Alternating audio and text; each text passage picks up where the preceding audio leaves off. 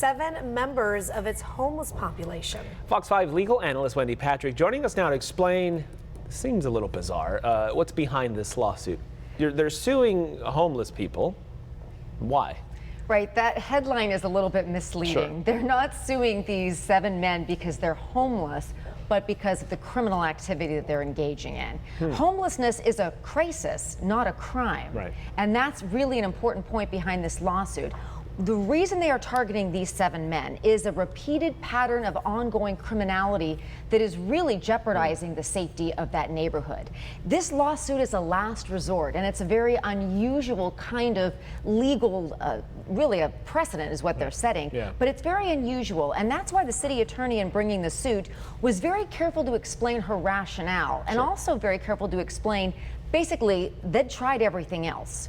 And this is an effort to have these men declared a public nuisance and to ban them from that area of the city. You mentioned, Wendy, that this is because of criminal behavior, right. but this is a civil suit, correct? That's right. Okay, why this?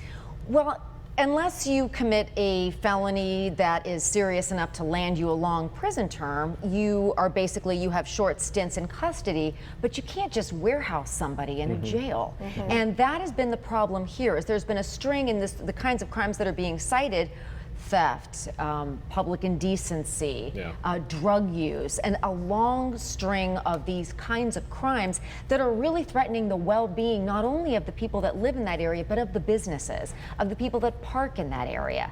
And it's been going on for some time, and this is a 71-page lawsuit. Wow. And that sounds like a long lawsuit, but a lot of it consists of affidavits and declarations made by some of the business owners that are being adversely impacted by these men and basically the criminal activity in that area. I mean, nobody's questioning. I mean, we're talking about 7 specific individuals. That's right. Who are causing problems, probably for the businesses, like you said. But how do you enforce something like this? What is the goal here? Because you have 7 specific people. Let's say the city wins the lawsuit. That's right. It's going to have ripple effects throughout the country in how people deal with their homeless population when you're dealing just with 7 guys who are annoying a couple business owners. How does that play out? I'm glad you asked that. Kind of a couple of questions in there. Yeah. Very important. The first one is it's not basically a lawsuit against homeless people. There's an enormous homeless population in Sacramento, just like there are in other cities. But because they're homeless, that's what gets the attention. That's what gets the attention, and that's one of the reasons that the city attorney here has been very clear that it is not against it's not trying to declare homelessness a crime. So what you're doing is you're weighing public safety against civil liberty. And they're also very quick to point out that you don't have a civil right to steal, to engage in drug use in public, these types of things. And whether or not it'll have a ripple effect, it's really community by community, and it's very much being used here as a last resort. It's a headline grabber for sure, but whether it's appropriate for any other community remains to be seen. Do you think the city will win this case?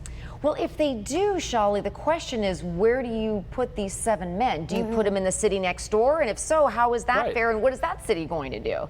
So it's a very tricky scenario, and that's one of the reasons it's a very important suit to follow to figure out exactly what's going to happen. Remember, unlike a criminal suit, these men are not automatically going to be appointed lawyers like they would be in the criminal realm, which is another issue. So my prediction is not the last time we're going to be talking about this. That takes me back to how they're going to enforce this, because eventually if they don't comply, then it turns into something criminal, perhaps. I don't know. A lot of critics are saying, well, this is targeting the vulnerable. They're bullying. It's cruel. It's almost heartless. But then that's why they keep stressing this isn't about the homelessness. We're not saying homelessness is a crime.